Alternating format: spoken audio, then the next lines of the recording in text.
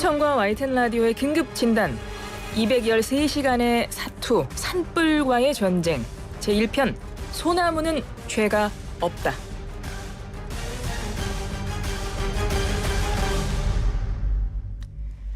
최근 경북 지역에서 발생한 산불은 2025년 봄을 삼켜버린 정말 초대형 산불이었습니다. 2022년에 울진, 삼척, 동해안 지역 산불보다 2배 이상의 면적 태우면서 정말 큰 상처를 남겼는데요. 이번 산불도 역시 사람의 부주의로 인한 인재로 시작이 됐는데 불길에 불씨를 더한 불쏘시개는 다름 아닌 소나무였다. 예, 이런 말들이 나오면서 소나무에게 화살이 돌아가고 있거든요. 이 산불 확산의 주범이 정말 소나무일까? 전문가와 이야기 나눠보겠습니다. 전 한국산림과학 원장이셨던 서울시립대 환경원예학과 우수영 교수님 스튜디오에 모셨습니다. 교수님 어서 오세요. 예, 안녕하세요. 예, 반갑습니다. 어서 오십시오. 아우 정말 너무나 큰 산불이었고 그 피해가 너무나 큽니다. 상처도 너무 깊고요. 일단 교수님 어떻게 보셨습니까? 예, 이번에 그 지나간 산불 때문에 그 소중한 그 산림 자원 그리고 굉장히 많은 30명에 가까운 인명 피해, 또 재산, 집, 유실, 국가유산이 또 소실되고 그래서 굉장히 안타깝게 생각합니다. 이런 산불이 앞으로는 이제 자주 일어나지 않도록 저희들이 예방하고 슬기롭게 대처하는 것이 정말 필요합니다. 예, 그렇습니다. 정말 역대급 피해를 남긴 최악의 산불인데요. 아니 그런데 왜 이 소나무가 이 산불이 확산된 범인이다. 지금 이렇게 지목이 되고 있거든요. 그래서 교수님께 이걸 가장 먼저 여쭤봐야 될 것 같습니다. 교수님 이번에 산불 확산 주범이 정말 소나무입니까? 예, 일반적으로 그런 이야기를 많이 합니다. 매스컴이나 또 여러 학자들 간에 그런 이야기를 하는데요. 그 소나무 일부 사실은 맞고 또 대다수의 사실은 조금 사실과 다릅니다. 소나무가 그 불에 좀 취약하고 그런 것은 사실입니다. 그러니까 소나무 왜 그러냐면 소나무 같은 이제 침엽수는 그 정유 물질이라는 에센셜 오일이라는 그런 성분이 좀 있습니다. 그런 성분들이 불에 좀 인화하기 쉽고 또 발열하게 되면은 굉장히 크게 이제 번지는 그런 이제 원인 물질이 됩니다. 또한 소나무 같은 이제 침엽수에서는 이제 송진 성분이 이제 많지요. 그래서 불에 타기 이제 쉬운 그런 것은 맞는데 소나무 때문에 불이 난다 이런 이야기는 맞지가 않습니다. 반대로 그 산불이 있기 때문에 소나무가 한반도에 많다 이 이야기가 더 정확한 이야기가 됩니다. 그럼 무슨 의미죠? 일단 소나무가 이번 산불을 키운 주범이냐에 대해서 일부는 맞는 얘기가 있지만 아니다라는 말씀을 하셨습니다. 그런데 지금 방금 말씀하신 거는 어떤 말씀인 거예요? 예, 그거를 이해를 하려면 그 한반도 우리나라 그 국토의 산림 생태계를 이해하는 것이 필요합니다. 주로 이제 우리나라 그 한반도에 소나무가 분포하는 지역을 보면 주로 이제 강원도 동부 쪽입니다. 그러니까 태백산맥을 중심으로 동쪽이죠. 그리고 경상도를 보면은 울진 같은 동쪽 해안 지역입니다. 그런 지역은 굉장히 건조하고요. 토양이 굉장히 척박합니다. 그렇기 때문에 다른 활렵수나 이러한 한반도에 크게 이제 분포하는 그런 활렵수들이 분포하기 좀 적합하지 않은 토양과 기후 조건을 갖고 있습니다. 그런 지역에서는 소나무 같은 그런 수종들이 번식할 수밖에 없지요. 그렇기 때문에 이 태백산맥을 중심으로 서쪽 지역은 굉장히 많은 활렵수림이 이제 굉장히 무성한 그런 이제 생태계를 가지고 있고 태백산맥을 중심으로 하는 강원도 동부 지역 건조하거나 또 토양이 조금 취약한 그 척박한 이런 지역은 소나무가 살 수밖에 없는 겁니다. 과거에 우리가 한 300년 400년 전에 그 산불이 난 그 기록들을 이렇게 보면은 그 큰 산불이 이제 한반도를 지나갑니다. 그런데 대다수 이제 그 건조하고 토양 온도가 이제 높은 그런 이제 동해안 지역을 주로 이제 지나가게 되죠. 그렇기 때문에 산불이 지나간 다음에는 개척 수종에 해당되는 천이 단계의 초기 수종인 소나무들이 들어오는 겁니다. 그렇기 때문에 소나무가 굉장히 빠르게 번식이 되고 그 무성하게 이제 자라게 되는데 그것이 이제 그 활렵수로 대체되는 그러한 오랜 기간을 거치기 전에 이제 산불이 나는 겁니다. 그렇기 때문에 일부에서 이제 사람들이 이야기하기를 산불이 나는 것이 소나무 때문에 나는 것처럼 그렇게 이제 오해를 할 수가 있습니다.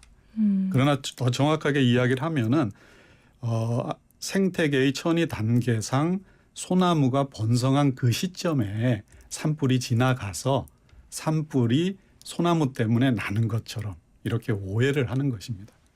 그러면 기후나 토양이나 뭐 그 지역의 특성으로 인해서 현재 소나무가 많이 심겨져 있는 지역이 있는데 그 지역이 나중에 뭐 기후가 변화하고 그러면서 화렵수로 바뀌어 갑니까? 맞습니다. 그 산림 생태계의 이제 천이라는 이제 과정을 보면 네. 처음에는 이제 그 개척수종이라는 이 침엽수들 네. 또 빛을 이제 좋아하는 이 양수 성질을 가지고 있는 이런 이제 수종들이 처음에 들어옵니다. 그러다가 이제 이것이 이제 몇백 년 지나면서 활렵수들이 이제 점점 들어오고 또 한 뭐 몇백 년 더 지나면은 그 소나무 밑에서 음지에서 견디고 있었던 그런 이제 음수들이 이제 극상림을 이루는 거죠. 그러다 보면은 이제 천위 단계를 한 뭐 300년에서 500년 이렇게 보면은 4,500년 지나면은 소나무 같은 침엽수들은 자연적으로 활렵수들에 이렇게 세력에 밀려서 사라지고 네네. 활렵수들이 이제 그 번성하게 되는 이런 것이 이제 산림 생태계 과정입니다. 산림 생태계 과정은 그렇게 되고 그리고 우리 녹화 사업이라던가 이제 산림을 관리하고 실제로 나무를 심기도 하잖아요. 맞습니다. 그런데 몇 년 전에 동해안 산불로 거기도 굉장히 많이 탔는데 그 현장에 다시 소나무가 많이 심어졌다 이런 얘기도 있던데요. 예, 일부 그런 뭐 내용이 있습니다. 예. 실제로 2022년에 그 굉장히 큰 산불이 있었죠. 네. 그리고 그 전에도 이제 큰 산불이 있었는데 그 동해안 지역 그리고 강원도 경상도 지역에 이 산불이 난 다음에 그 소나무 같은 이제 침엽수를 좀 심지 말자 그런 이야기들이 굉장히 많이 있습니다. 네. 그런데 그것은 이제 우리 산림 경영을 하는 그 농가들, 임가들을 생각을 하면은 또 이해를 할 수가 있는 겁니다. 왜냐하면은 그러한 산불이 지나간 지역에 활렵수 같은 이제 불에 강한 수종을 이제 심는 것이 맞긴 한데 네. 그 지역은 굉장히 큰 그 송이 생산 지역입니다.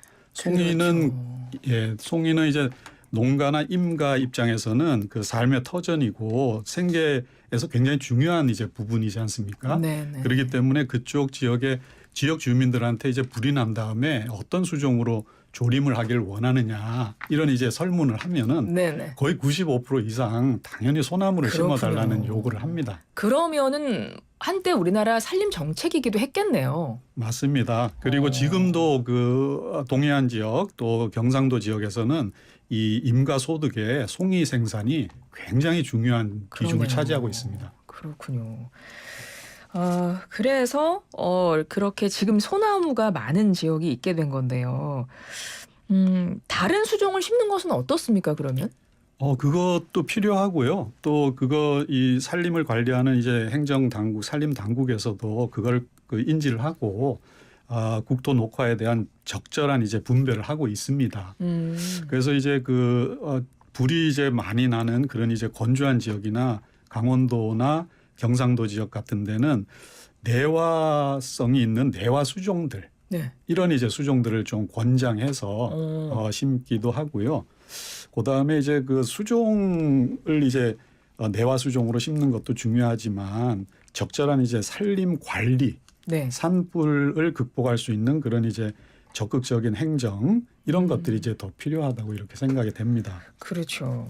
그리고 이제는 뭐 이제 임가에 계시는 이제 송이라던가 이런 농민들을 위해서 그분들 왜 송이도 일부 이제 심어야 될 것 같긴 합니다. 좀 그쵸? 그 이제 구역을 나눠서 해야 되고 지금 말씀하신 다른 수종도 심어야 되고 지금처럼 이런 큰 산불을 겪고 나서는 좀 이 화재에 강한 좀 수종만 좀 골라서 심어야 될 필요도 있지 않을까요? 저희가 얼마 전에 그 산불 관련해 전문가 인터뷰를 하면서 이런 말씀을 들었거든요. 선운사 사찰에 있는 동백나무 용도가 방화 수림되었다는 말씀을 해주셨어요. 그럼 이런 동백나무 같은 경우는 어떻습니까?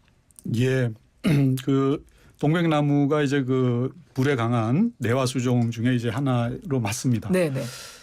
그러나 동백나무 같은 경우는 아까 말씀하신 대로 이제 선운사 지역이잖아요. 네네. 선운사 지역은 상당히 남쪽입니다. 그리고 동백나무 같은 이런 이제 수종이 자라는 지역은 난대 지역, 기후가 온화한 그렇군요. 이런 지역에 이제 사는 그 분포하는 그런 수종이죠.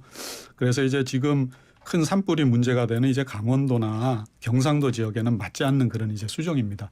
그러나 그 말씀은 맞습니다. 예. 내화 수종으로 방화선을 만드는 그 개념은 맞습니다. 그리고 경상도나 강원도 지역에 방화 수종으로서 내화성을 가지는 그런 수종들이 있습니다.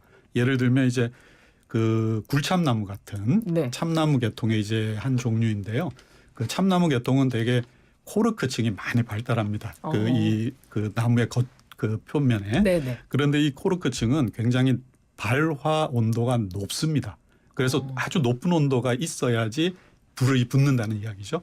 그렇기 때문에 이러한 이제 성질을 가지고 있는 내화 수종들 중에서 그 강원도나 경상도 같은 산지가 높은 지역, 고도가 높은 지역, 그다음에 서늘한 기후, 뭐 이러한 지역에 그 방화 수림대를 조성하는 거는 굉장히 필요합니다.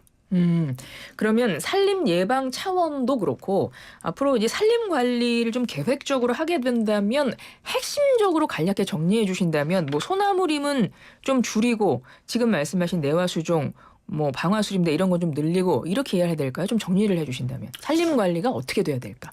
예, 맞습니다. 그 두 가지 말씀하신 내용이 앞으로 나가야 되는 방향 그게 이제 맞고요. 거기에 더불어서 이제 그 숲 가꾸기를 해줘야 됩니다. 숲 가꾸기요. 예, 숲 가꾸기의 개념은 꼭 필요한데요.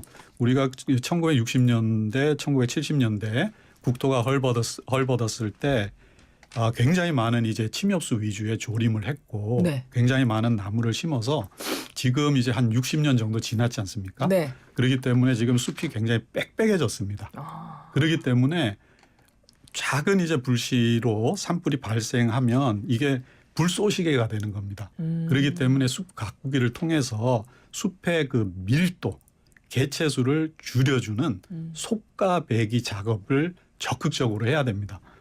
우리가 그 1998년도 IMF 시절에 굉장히 그 경제적으로 어려웠을 때 굉장히 많은 그 분들이 뭐 이렇게 정리해고 당하고 그랬을 때 그때 숲 가꾸기 작업을 많이 했습니다.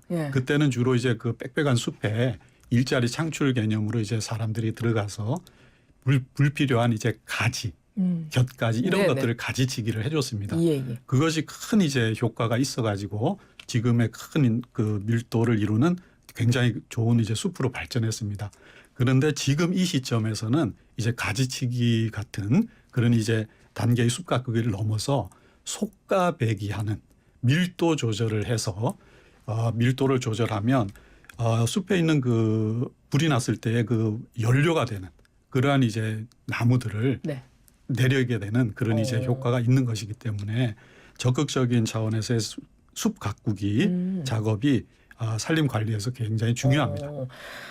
그러니까 속가배기 밀도를 조절하는 이 방식이 필요하다는 말씀이시잖아요. 지금은 그걸 안 하고 있나요? 지금 합니다. 하고 있군요. 하고 있습니다. 좀 더 적극적으로 해야 맞습니다. 된다 이런 말씀이시군요.